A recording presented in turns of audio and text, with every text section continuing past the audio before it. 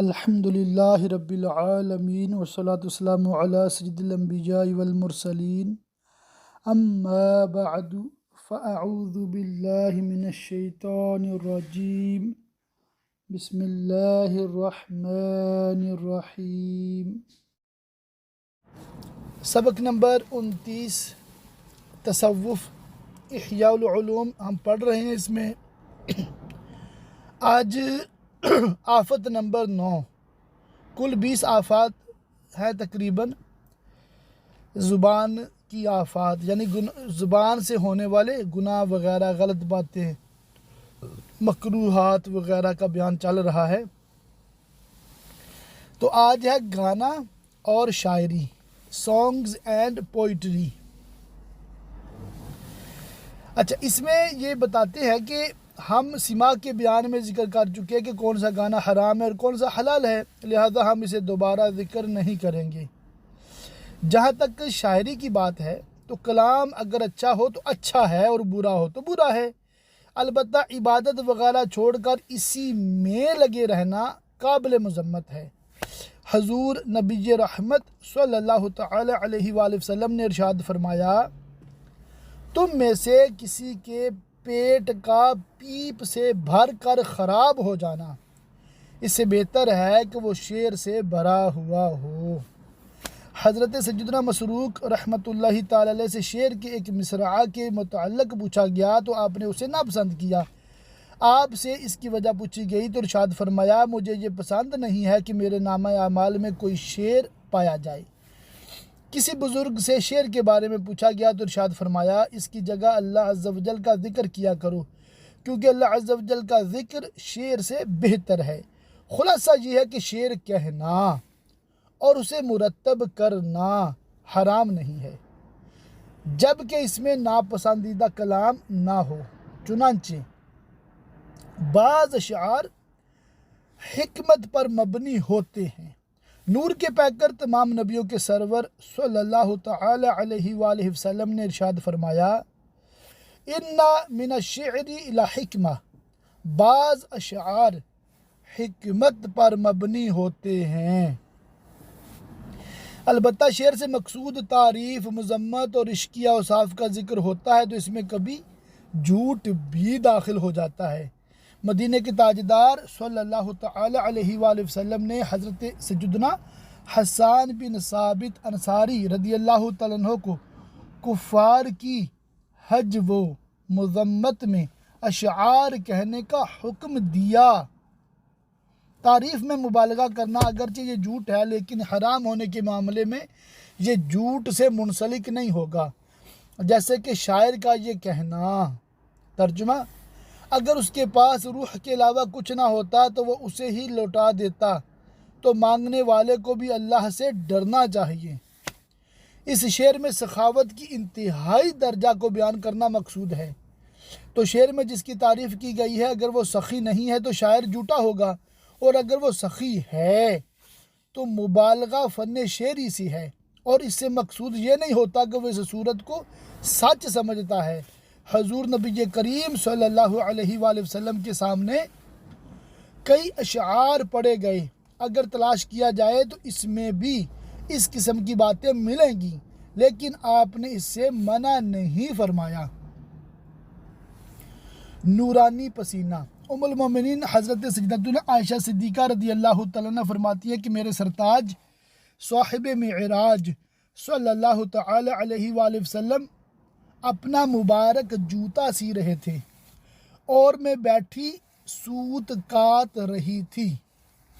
میں نے آپ کی طرف دیکھا تو جبین اقدس یعنی مبارک پیشانی پر پسینہ آ رہا تھا جس سے نور پیدا ہو رہا تھا۔ آپ فرماتی ہیں، میں حیران ہو کر آپ کو دیکھنے لگی تو آپ صلی اللہ تعالی علیہ وآلہ وسلم نے ارشاد فرمایا، حیران کیوں ہو؟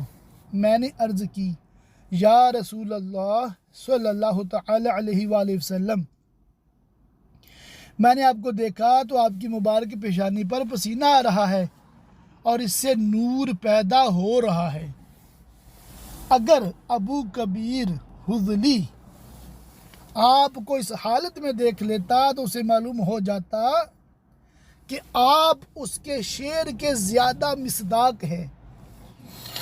آپ نے استفسار فرمایا، اے عائشہ، ابو کبیر حضلی نے کیا کہا ہے؟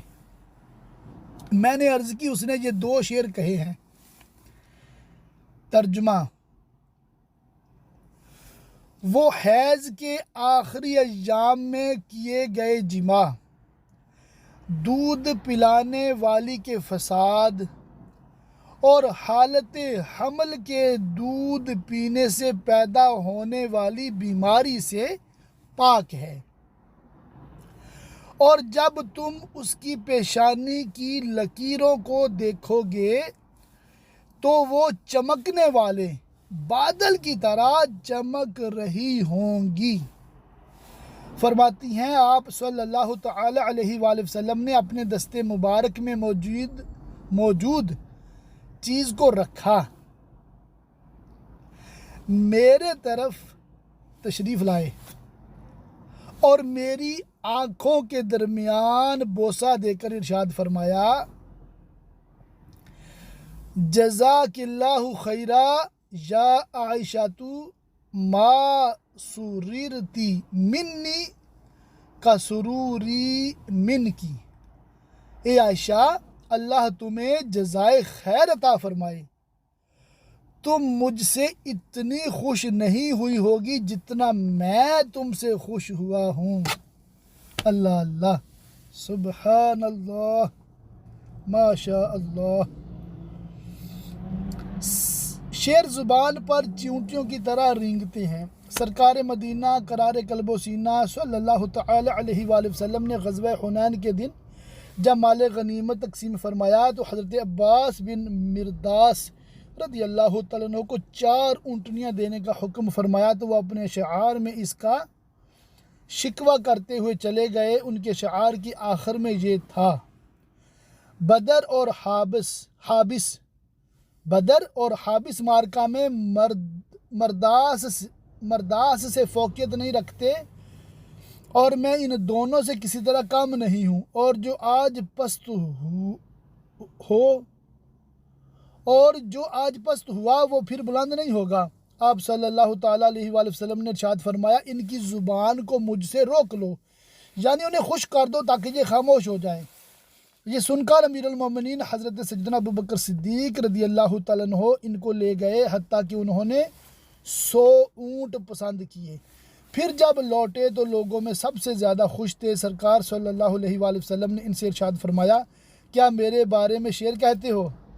تو وہ معذرت کرنے لگے اور عرض کرنے لگے، میرے ماں باپ آپ پر قربان، میں شعر کو اپنی زبان پر چونٹیوں کی طرح رینگتا پاتا ہوں، پھر وہ مجھے ایسے کاٹتی ہیں جیسے چونٹی کاٹتی ہے، لہٰذا میں شعر کہنے سے چھٹکارا نہیں پا سکتا۔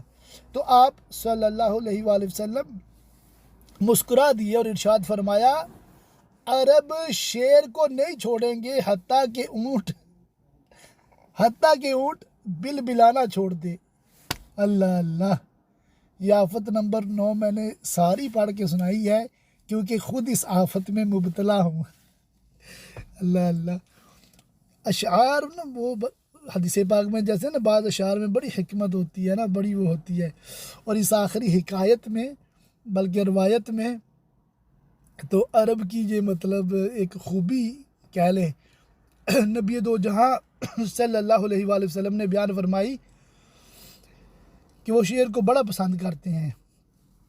تو صحابہ کرام علیہم رضوان میں بھی کئی مطلب تھے، شعار خود کہا کرتے تھے، اور جناب سیدنا امام حسین رضی اللہ تعالیٰ عنہ کے بارے میں نے ایک دفعہ پڑھا تھا، جو سنا تھا کہ وہ اپنی زوجہ محترمہ، غالباً ان کا نام ام روباب رضی اللہ تعالیٰ عنہ ہے،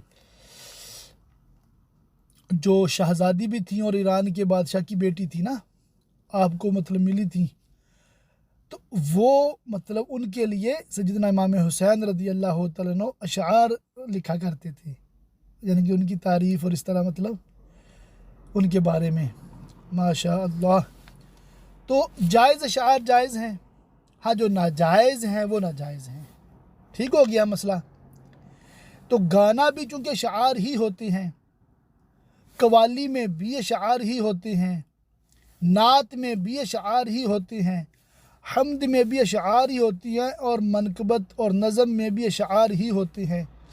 اسی طرح جو قومی ترانہ وغیرہ ہو کسی بھی ملک کا، تقریباً اس میں پوئٹری ہوتی ہے، شاعری ہوتی ہے۔ تو اگر اس میں کوئی خلاف شرع بات نہ ہو تو وہ جائز ہے۔ ہاں، جس میں خلاف شرع چیزیں ہوں یا شعار تو جائز ہے مگر وہ میوزک کے ساتھ ہیں تو وہ ناجائز ہے، گناہ ہے، اس کی اجازت نہیں ہے۔ ایک آپشن ہوتا ہے ووکل اونلی، VOCAL۔ یہ اگر یوٹیوب پہ لکھے نا، مثال ہے کوئی سنگر کا نام لکھے ووکل اونلی، تو وہ اس کے گانے بغیر میوزک کے وہ آئیں گے آپ کے سامنے۔ اگر جائز گانا ہو اور آپ نے ووکل اونلی پلے کیا، یہ ایک ٹیکنیکل بات بتا رہا ہوں، تو نان میوزک گانا آپ کو سننے کو مل سکتا ہے۔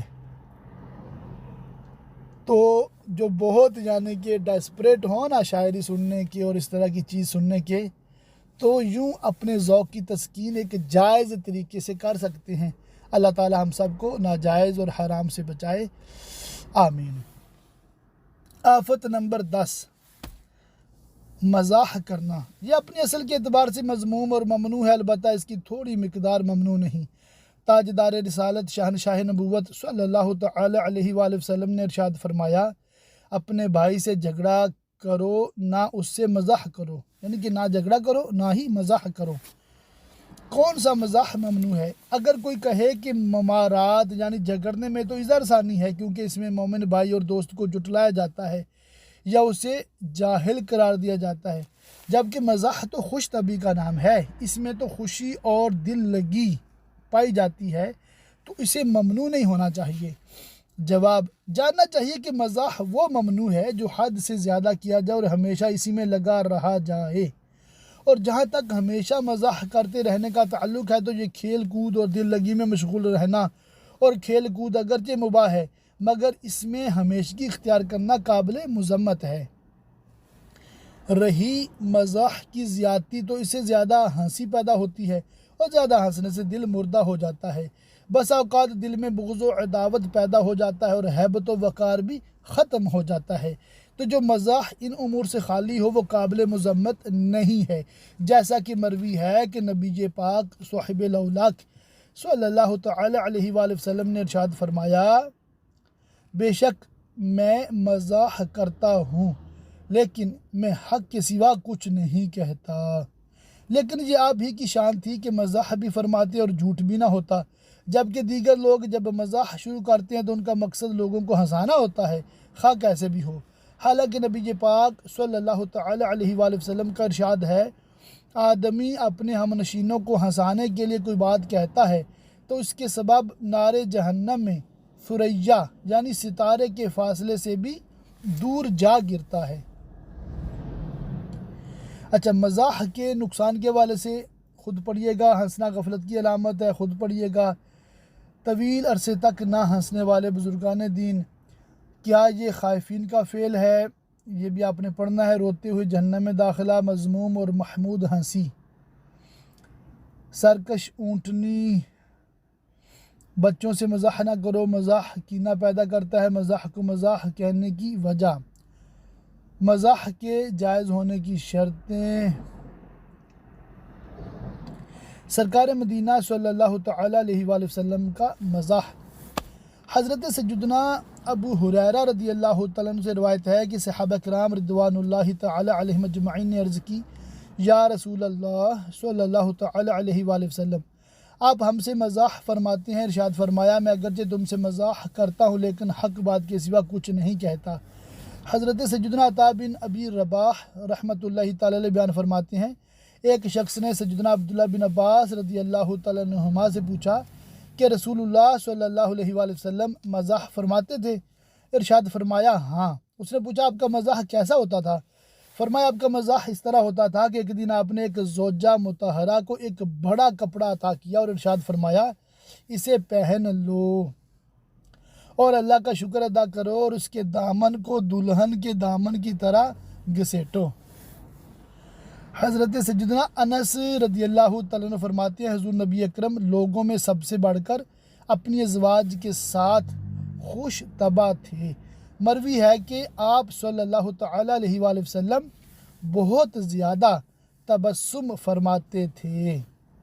حضرت سیدنا حسن بصری علیہ رحمۃ اللہ القوی بیان کرتے ہیں کہ ایک بوڑھی عورت بارگاہ رسالت میں حاضر ہوئی۔ آپ صلی اللہ تعالیٰ علیہ وآلہ وسلم نے اس سے فرمایا، جنت میں کوئی بوڑھی داخل نہیں ہوگی۔ یہ سن کر وہ رونے لگی تو آپ نے ارشاد فرمایا، تم اس دن بوڑھی نہیں ہوگی۔ اللہ عز و جل فرماتا ہے، بے شک ہم نے ان عورتوں کو اچھی اٹھان اٹھایا تو انہیں بنایا کنواریاں اپنے شوہر پر پیاریاں۔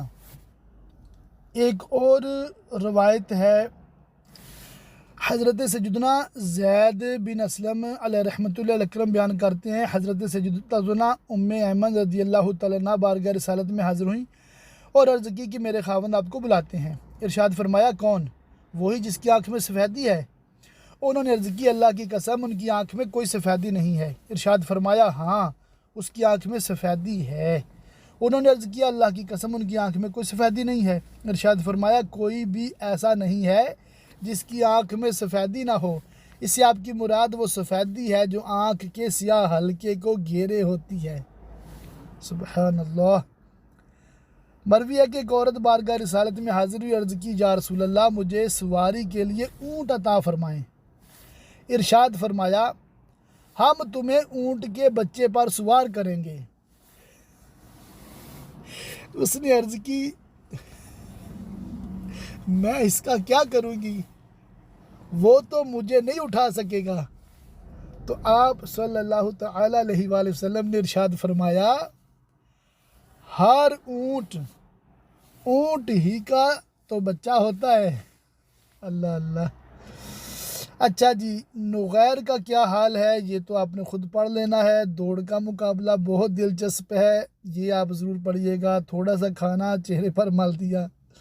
اچھا، یہ میرا دل ہے، پڑھ دوں، میں خود ہی پڑھ دوں نا، اس کا مطلب خود بھی لطف اٹھاؤں۔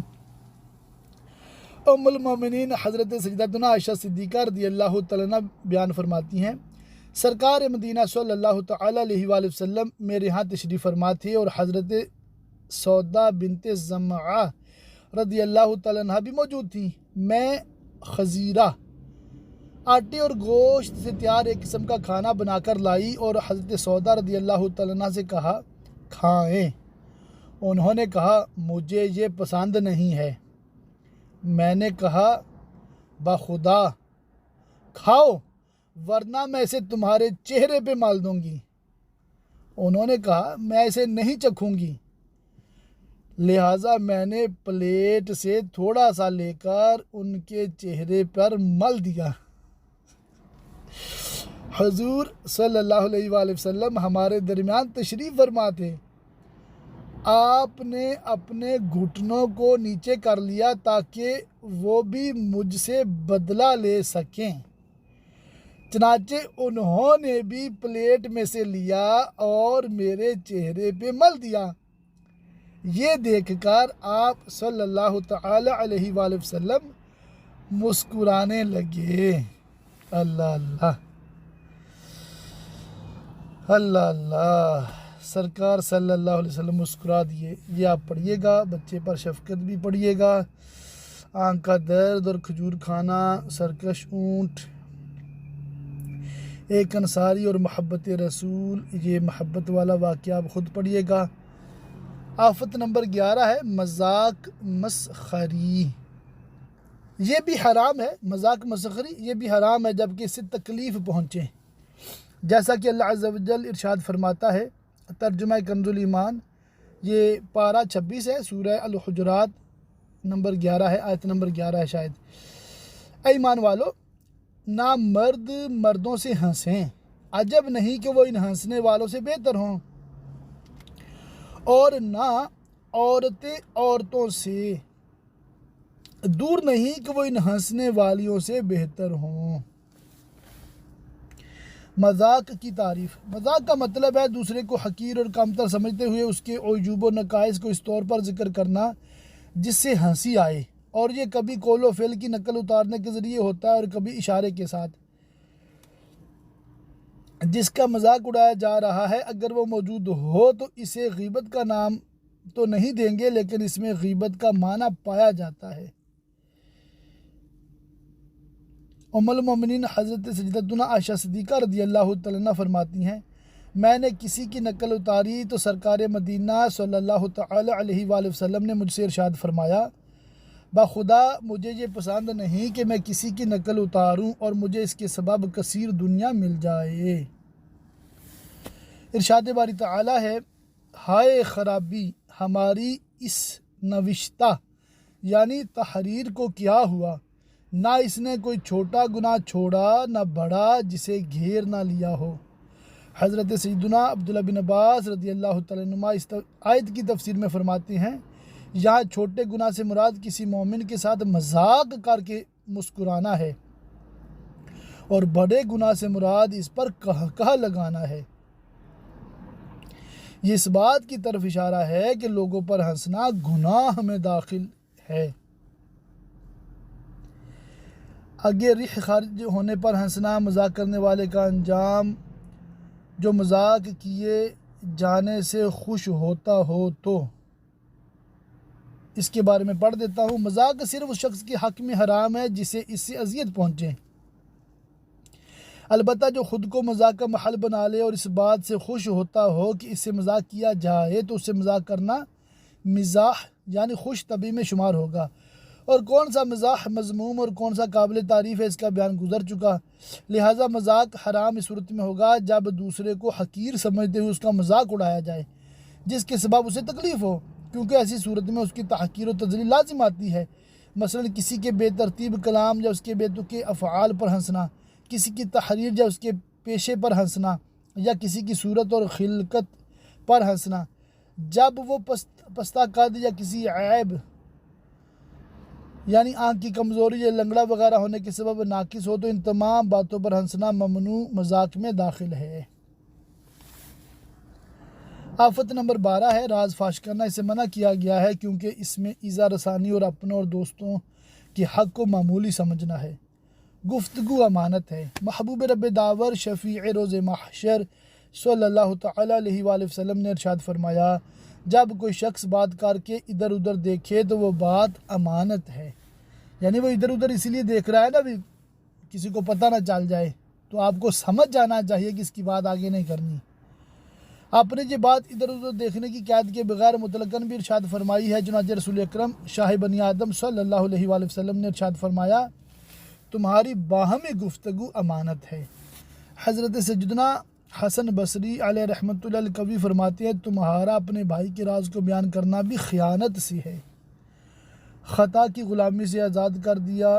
جھوٹا وعدہ۔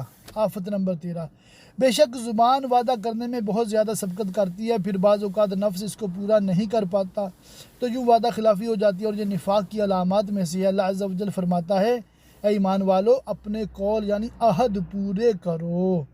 سرکار مدینہ صلی اللہ علیہ وآلہ وسلم نے ارشاد فرمایا، وعدہ کرنا عطیہ ہے، یعنی جس طرح عطیہ دے کر واپس لینا مناسب نہیں، اسی طرح وعدہ کر کے بھی اس کا خلاف نہیں کرنا چاہیے۔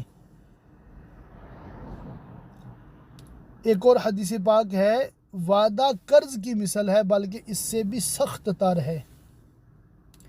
اللہ عز و جل نے اپنی کتاب عزیز میں حضرت سیدنا اسماعیل علیہ السلام کی تعریف کرتے ہوئے ارشاد فرمایا، انہو کان صادق الوعد، بے شک وہ وعدے کا سچا تھا۔